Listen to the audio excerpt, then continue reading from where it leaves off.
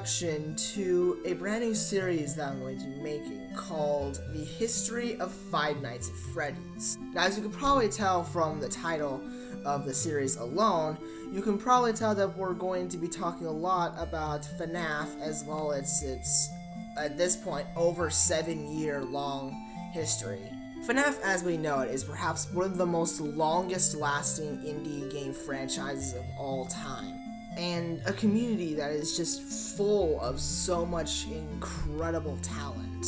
However, before I start talking about the history of FNAF, I first want to basically go through some guidelines or run lines or whatever, and basically just kind of talk about how the series is kind of going to work, as well as talking about my personal history with FNAF as a Five Nights at Freddy's fan, so that you can kind of get to know me a little more.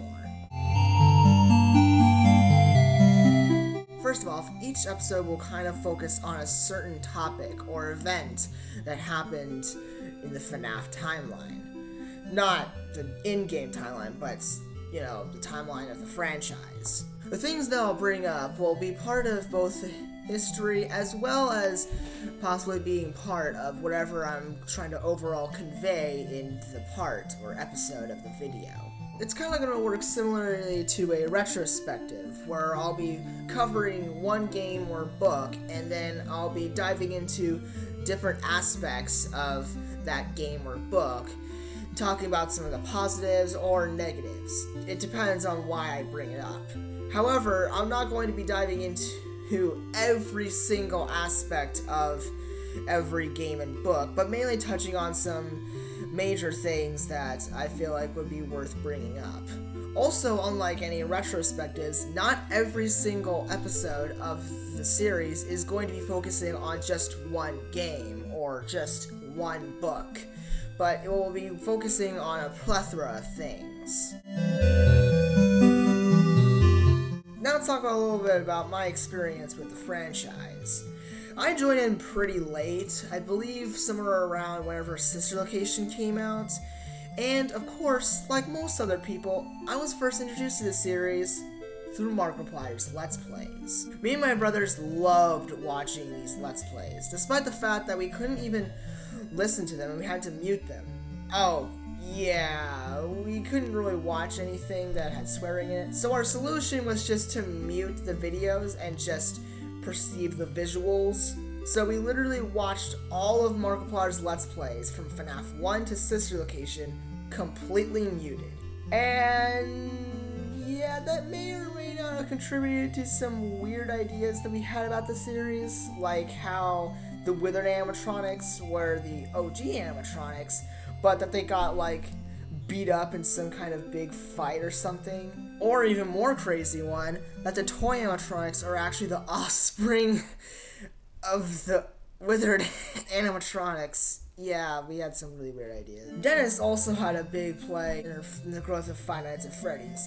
Despite him mainly being a Roblox YouTuber, he did make a couple of Five Nights at Freddy's videos on a channel, as well as Roblox videos that were about Five Nights at Freddy's games. However, before his main channel, he was part of another channel with a couple of his other friends called The Pals, where they would make a bunch of Minecraft roleplays, and one of the roleplays was an entire series on Five Nights at Freddy's, which is basically where I got most of my inspiration for a lot of the stories that we did. Some of the stories that I came up with were absolutely insane, like Sister Location animatronics owning tanks.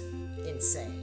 However, after a while, I decided to take a short break from FNAF. I don't quite remember what the reason was. I just remember just thinking that I shouldn't be into Five Nights at Freddy's or something.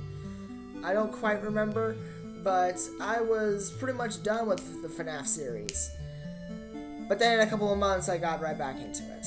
And what better place to get back into it than with watching game theories. MatPat was also another big part of me growing up with FNAF, as I would literally binge watch all of MatPat's game theories. I believe I started off by watching his full, complete timeline from FNAF 1 to Sister Location, and then I kind of just watched them all chronologically from there. Though I do remember going back and looking at some of his old theories, being completely confused as to whether or not these old theories were still canon or whether or not they were not true anymore.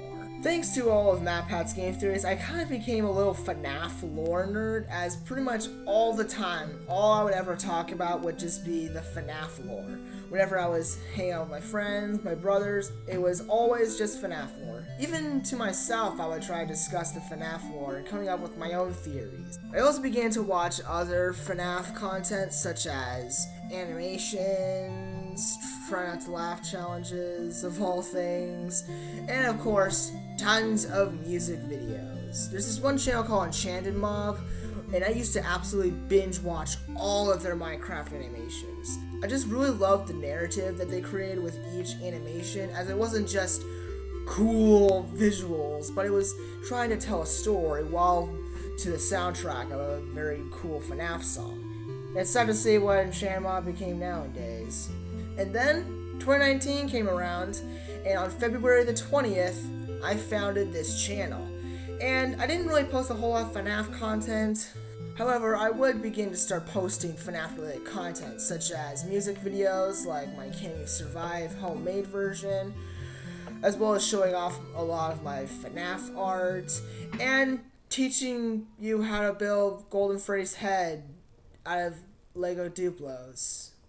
Yeah, that was like one of the most pointless videos I've ever made. However, despite being a huge FNAF fan, I never really actually played any of the games. While I was kind of scared of the games, the main reason why is just because I didn't really have the money to pay for them. So instead I would just try and play Roblox adaptations of the games. I do remember playing Five Nights at Freddy's 1, 2, and Sister Location whenever we were on some kind of trip, though I don't really remember when this was. I remember it was for something important, but I don't really remember what it was.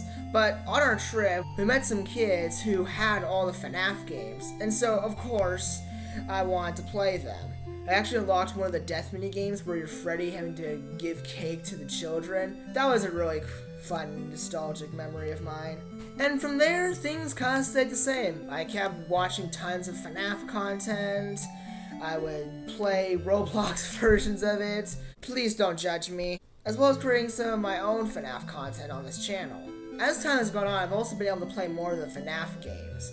I was able to play more FNAF 1 as well as FNAF VR, and I played a little bit of Five Nights at Freddy's 4, though I chickened out after getting jump scared by Bonnie just once. The volume was so loud. I've also really been into retrospect videos as well as like reviews or analysis videos of the FNAF games. I always just find them very fascinating and interesting to watch. I just like listening to what other people have to say about the FNAF games, whether it be good or bad. And oftentimes I'll end up leaving the videos learning something new. But yeah, that really sums up my FNAF fandom. That pretty much sums up my time as a FNAF fan from 2016 till now. And now that you've gotten a little bit of context as to what the series is about, as well as a little look into my experience with Five Nights at Freddy's, now you can watch the rest of the series. I'll be linking the first episode to the series as well as the playlist down in the description below. And if I feel like it, I might or might not have just put the first episode in the eye of the corner right now. So you can go check it out right there, if it's there. But other than that though, guys, hold on.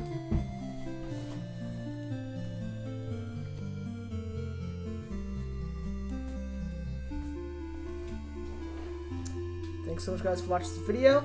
This is a random video that I hope you enjoyed. Peace out.